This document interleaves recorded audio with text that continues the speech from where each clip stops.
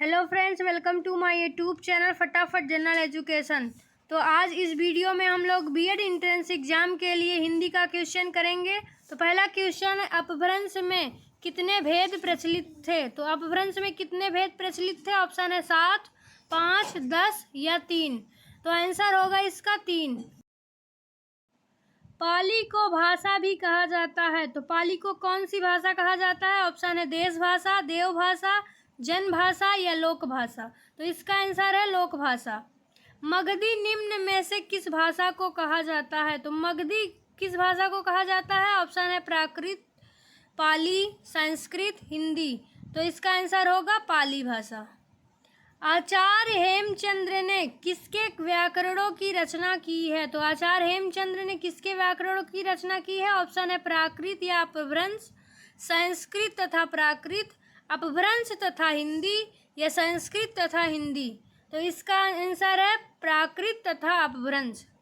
निम्न में से कौन प्राकृत का भेद नहीं है? तो निम्न में से कौन सा है जो प्राकृत का भेद नहीं है? तो ऑप्शन है सौरसैनी, अर्धमागधी, कोसली, पैसाची। तो इसका आंसर है कोसली।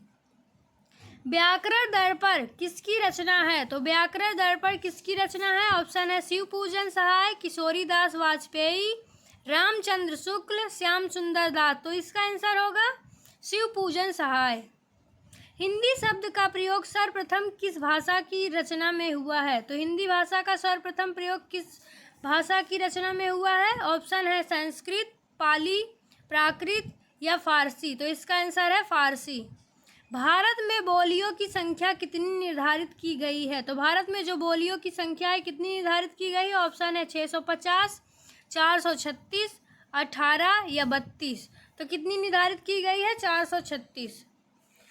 कौन रचनाकार अवधि क्षेत्र का नहीं था? तो कौन रचनाकार अवधि क्षेत्र का नहीं है? ऑप्शन है प्रेमचंद्र, जयशंकर प्रसाद, भारतेंदु या जैनेन्द्र। तो कौन सा है जो अवधि क्षेत्र का नहीं है? जैनेन्द्र।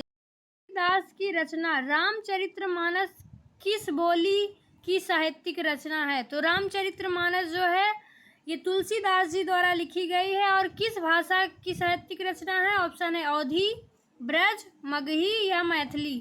तो इसका आंसर है अवधी भाषा की। बिहार की राजधानी पटना किस बिहारी बोली क्षेत्र में स्थित है? तो बिहार की राजधानी पूछे तो क्या है? पटना। और ये किस बिहारी बोली क्षेत्र में स्थित है? ऑप्शन है मैथिली, भोजपुरी, मगही या अंगिका। तो इसका आंसर है मगही। भाषा वह साधन है जिसके द्वारा मनुष्य अपने विचार दूसरों तक भली भांति प्रकट कर सकता है। तो भाषा क्या है? जिसके द्वारा मनुष्य अपने विचार दूसरों तक अपनी बातों को कहता है या प्रकट करता है, यह भाषा कहलाता है। और यह कथन किसका है? कामता प्रसाद गुरु का। जब कोई बोली या भाषा व्याकरणिक ढांचे में ढलकर व्यवस्थित रूप ग्रहण कर लेती है तो उसे कहते हैं। तो जब कोई जो बोली है वो भाषा व्याकरणिक ढांचे में ढलकर व्यवस्थित रूप ग्रहण कर लेती है तो उसे क्या कहते हैं? ऑप्शन है क्षेत्रीय भाषा, परिनिष्ठित भाषा, राजभाषा या राष्ट्रभाषा। तो इसका सही आंसर होगा परिनिष्ठित भाषा।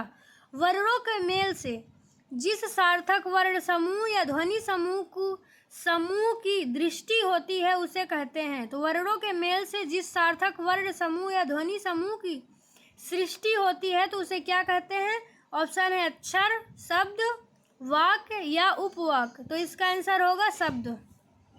जो भाषा देश की जनता की जागृति से जुड़कर व्यापकता ग्रहण करती है वह है। तो जो भाषा जो है जनता की जागृति से जुड़कर व्यापकता ग्रहण करती है उसे क्या कहते हैं? राजभाषा या राष्ट्रभाषा या परिनिष्ठित भाषा या अलंकृत भाषा। तो इसका आंसर होगा राष्ट्रभाषा।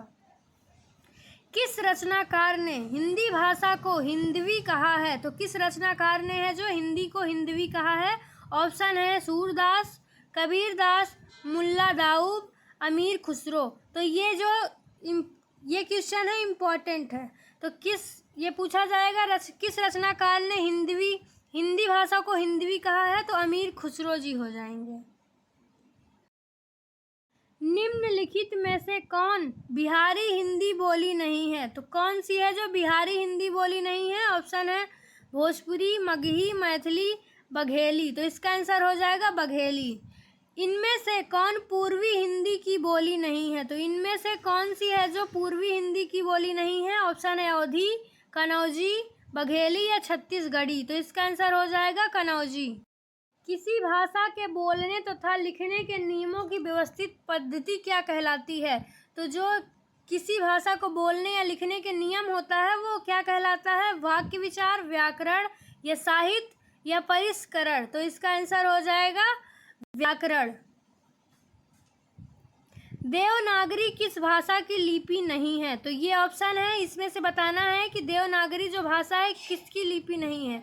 हिंदी की या नेपाली की या मराठी की या उर्दू की? ये जो देवनागरी भाषा है वो किसकी लिपि नहीं है? उर्दू की।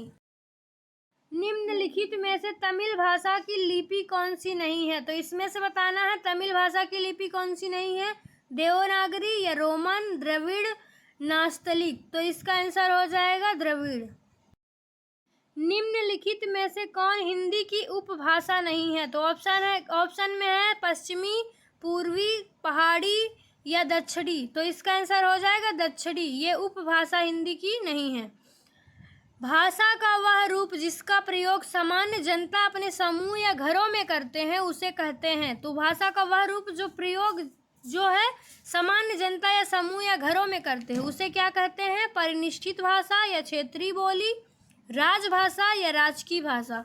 तो इसका आंसर हो जाएगा क्षेत्रीय बोली।